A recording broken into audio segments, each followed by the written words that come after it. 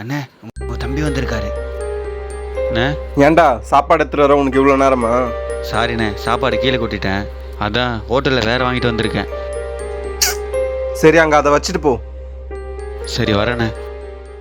டேய், ஒரு வேலையை உருப்படியாக செய்ய தெரியாதா?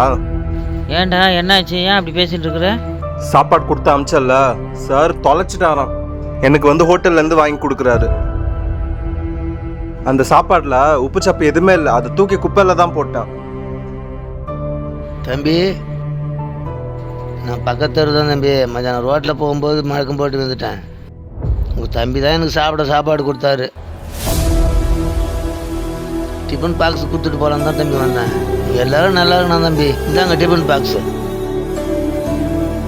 உன் தம்பி தெரிஞ்சே எந்த தப்பு பண்ண மாட்டான்டா. அவனை இனிமேல் திட்டாத.